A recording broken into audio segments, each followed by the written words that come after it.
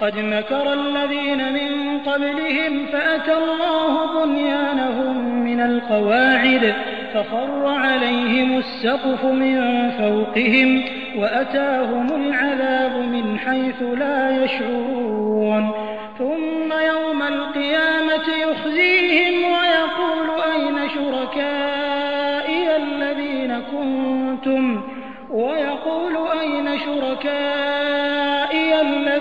كنتم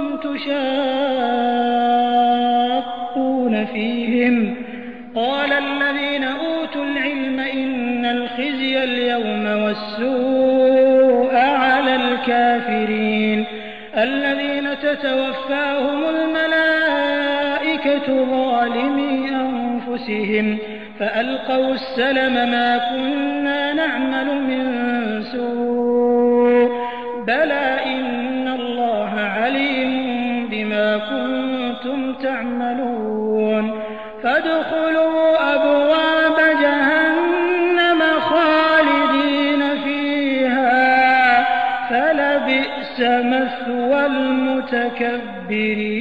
المتكبرين وقيل للذين اتقوا ماذا أنزل ربكم قالوا خيرا للذين أحسنوا في هذه الدنيا حسنة ولدار الآخرة خير ولنعم دار المتقين جنات عدن يدخلونها تجري من تحتها الأنهار لهم فيها ما يشاءون كذلك يجزي الله المتقين الذين تتوفاهم الملائكة طيبين يقولون سلام عليكم ادخلوا الجنة بما كنتم تعملون هل ينظرون إلا أن تأتيهم الملائكة أو يأتي أمر ربك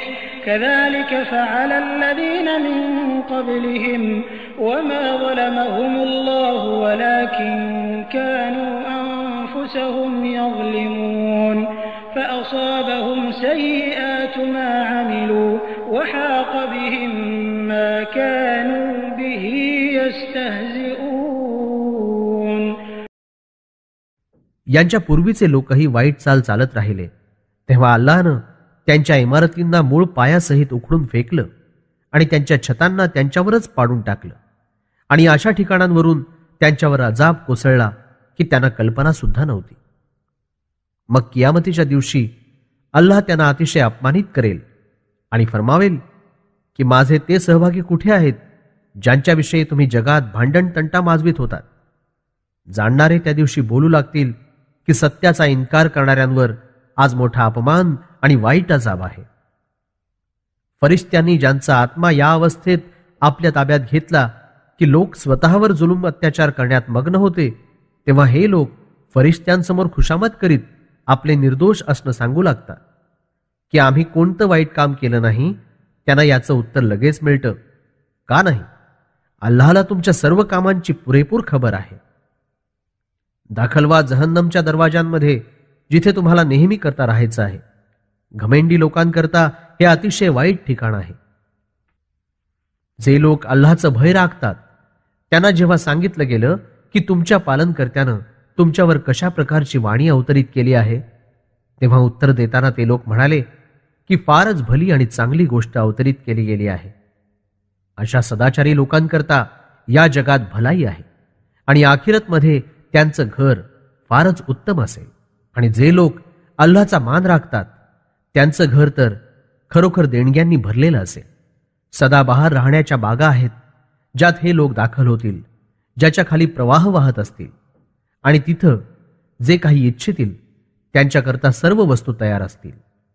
हा मोबदला आहे त्या लोकांकरता जे अल्लाहचं भय राखतात. मृत्यूसमयी जेव्हा फरिश्त्यांनी त्यांचा प्राण ताब्यात घेतला होता तेव्हा हे अतिशय स्वच्छ, शुद्ध आणि पवित्र जीवन जगत होते आणि फरिश्त्यांनी त्यांच्या आत्म्याला सलाम सादर करून ताब्यात घेतला होता आणि त्यांना खुशखबर दिली होती की तुमच्या नेक कामांच्या मोबदल्यात तुम्ही जन्नतमध्ये दाखल व्हा. काय आता हे लोक या गोष्टीची वाट पाहत आहेत की आतापासून त्यांच्याजवळ फरिश्ते यावेत किंवा तुमच्या पालनकर्त्याचा फैसला त्यांना आत्तापासून लागू व्हावा? अशा प्रकारच्या हरकती यांच्या पूर्वीचे लोकही करीत होते. अल्लाहनं त्यांच्यावर अत्याचार केला नाही, उलट हे लोक आपल्या स्वतःवर जुलूम करीत होते. अशा लोकांच्या काळ्या कारवायांमुळे त्यांच्यावर अजाबचं संकट कोसळलं आणि ज्या गोष्टींची ते थट्टा उडवीत होते तिनंच त्यांच्यावर घेरा टाकला.